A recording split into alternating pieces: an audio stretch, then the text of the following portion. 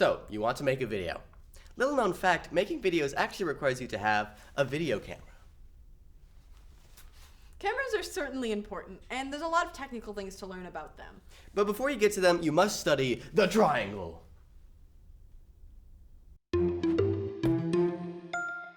What is the most common rookie mistake for someone using a camera? Could it be dropping it? Or forgetting to press record? I hope not. No, the most common mistake is underexposing or overexposing. Basically, it means your image is too dark or too bright. If your image is too dark, you lose a lot of information about what's going on in the shadows, which can't be fixed. If your image is too bright, the brightest parts of the image will be pure white, also losing information. And when you try to adjust the brightness of pure black or pure white, you just get gray. Gross. Remember, you can always make an exposed image brighter or darker in post, but it's very difficult to make an underexposed image brighter or an overexposed image darker. The point is, you need to get the image your camera records right in that sweet spot where you get all the information possible. This is called exposing. There are 3 main settings on a camera you can adjust to change your exposure. Together, they form the triangle. The first setting is aperture, which is actually a property of the lens, which can usually be controlled by the camera. Aperture is literally just how large the opening in the lens is, which lets light into the camera. The wider the aperture, the brighter the image, and the narrower the aperture, the darker. But that's not all. Like every other side of the exposure triangle, there are side effects to adjusting the aperture. The most notable is that the wider aperture lets the background be blurrier. We talk more about this in the lens video. Aperture is measured in f-stop, with f1 being a very wide aperture and f22 being a very narrow aperture.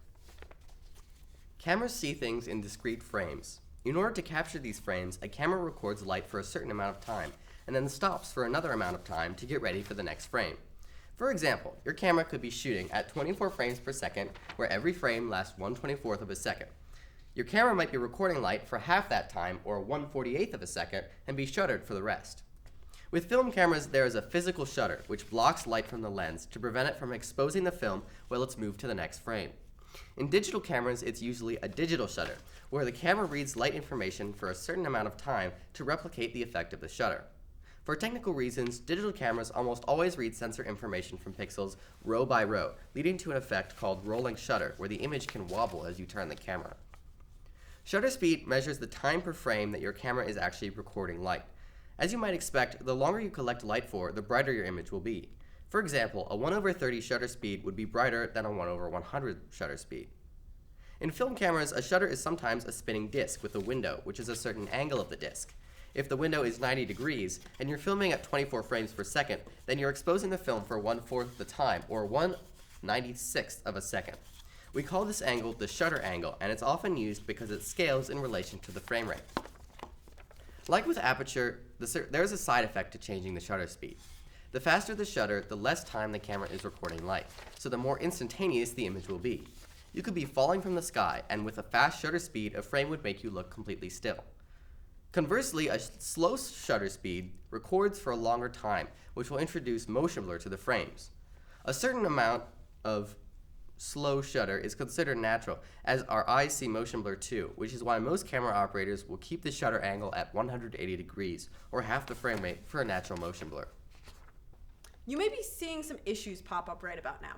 If you keep the shutter speed at 180 degrees, and you want to control the aperture for artistic reasons, how are you going to get the proper exposure? For this, we have ISO.